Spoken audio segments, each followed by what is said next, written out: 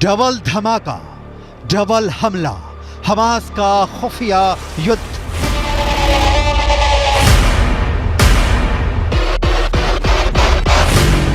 Hamas के 45,000 लड़ाकों में से कितने सुरंग के अंदर और कितने जमीन के ऊपर से इजरायली सेना पर हमला कर रहे हैं, इसे लेकर ना तो अभी तक मोसाद कोई खुलासा कर पाया है और ना ही अमेरिका की खुफिया एजेंसी को कोई भनक लग पाई है। लेकिन मिडिल ईस्ट की मीडिया से जुड़े जानकारों के मुताबिक हमास इजरायली सेना पर वैसे भीषण हमले नहीं कर रहा है जैसे उसे करने चाहिए थे। कुछ खबरों में दावा किया गया है कि भले ही इजरायली सेना दावा करे कि वो गाजा सिटी के बीचों बीच पहुंच चुकी है, लेकिन हकीकत में इस दावे पर पश्चिमी मीडिया के वॉर एक्सपर्ट्स अब सवाल उठाने लगे हैं। इजरायल के 34 से ज्यादा सैनिक जमीनी हमले के दौरान मारे जा चुके हैं। हम आपको पश्चिमी मीडिया के दावों के हवाले से बताने जा रहे हैं कि इजरायल सेना पर डबल धमाके के साथ डबल हमले की तैयारी हमास ने हिजबुल्लाह से मिलकर कर ली है।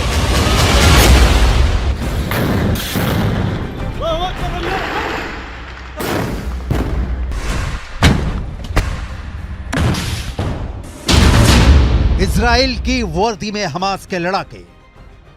लगता है इस बार इजरायली सेना, इजरायली खुफिया एजेंसी मोसाद और बिना शेत हमास की ताकत और वॉर प्लान को समझने में बुरी तरह से फेल हुए हैं।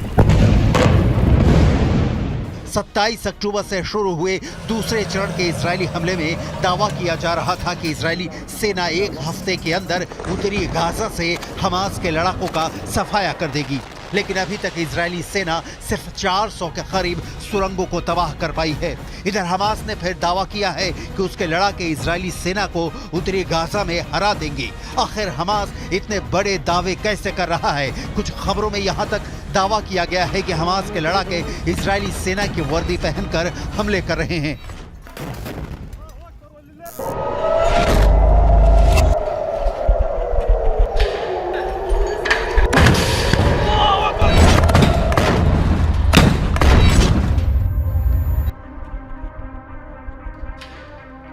हमास सेना के शाखा अल कसम ब्रिगेड ने एक वीडियो जारी किया है जिसमें दिखाया गया है कि उत्तरी गाजा में इजरायली सेना उनके टैंक, उनके बख्तरबंद लड़ाकू वाहनों, यहां तक कि बुलडोजर पर भी हमास लड़ाके बेहद बेरहम और घातक हमले कर रहे हैं।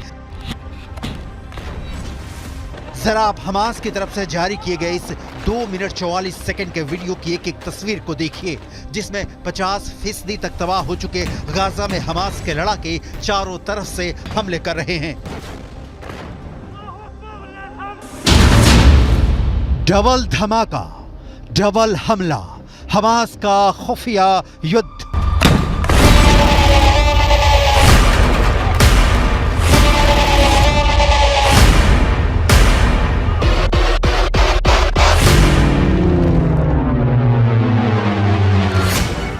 हमास की अल कसम ब्रिगेड के लड़ाके आरपीजी, थर्मोबैरिक ग्रेनेड, रॉकेट से इजरायली सेना पर बेहद पास से हमले कर रहे हैं। इजरायली टैंकों पर महज 100 से 150 मीटर दूरी से एंटी टैंक मिसाइलें और रॉकेट से हमले हो रहे हैं। हैरानी की बात तो यह है कि हमास की अल कसम ब्रिगेड अमेरिकी और रूसी हथियारों से इजरायली सेना पर हमला कर रही है।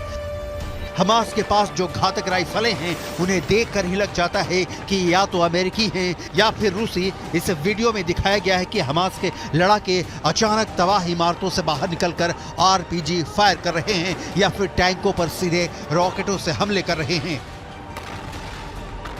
जबकि जमीन पर इजरायली सेना का एक भी पैदल सैनिक नहीं दिख रहा है।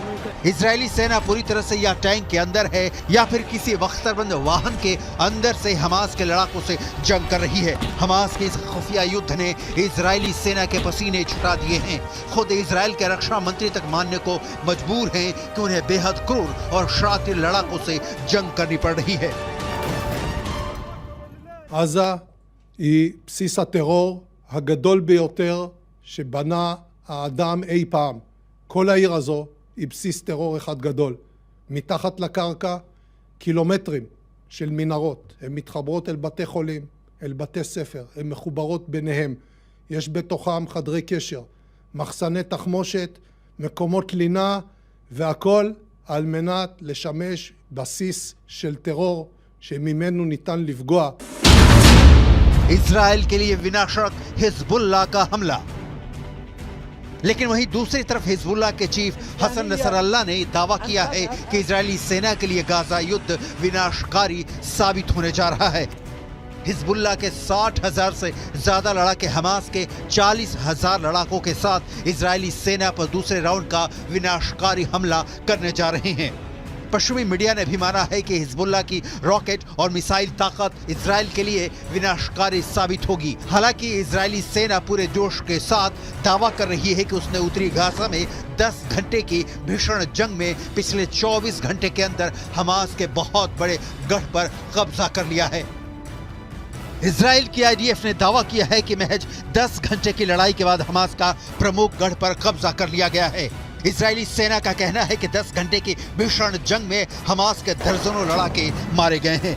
आईडीएफ की मुख्य पैदल सेना इकाइयों में से एक नाहल ब्रिगेड के सैनिकों ने उत्तरी गाजा के पश्चिम में जबालिया पर भीषण हमला किया है। जबालिया में आउटपोस्ट 17 पर आईडीएफ ने हमास लड़ाकों को मारकर कब्जा कर लिया है। आईडीएफ ने खुलासा किया है कि हमास के लड़ाके जमीन के ऊपर और भूमिगत मार्ग से हमले कर रहे हैं। आईएसए और आईडीएफ की खुफिया जानकारी के आधार पर एक आईडीएफ फाइटर जेट ने सेंट्रल कैंप ब्रिगेड में हमास के एंटी टैंक मिसाइल यूनिट के प्रमुख इब्राहिम अबू मगसीब को मार डाला है। आईडीएफ के मुताबिक अबू मगसीब के मारे जाने से पहले इजरायली सेना और आईडीएफ सैनिकों पर कई एंटी टैंक मिसाइल से हमले करने जा रहा था। इससे पहले हमास के एंटी टैंक मिसाइल के कमांडर मोहम्मद असर को आईडीएफ ने मार डाला था। Fighting. It's not an operation, it's a war. It's going to last time. It's going to take its time. Until Hamas no longer exists.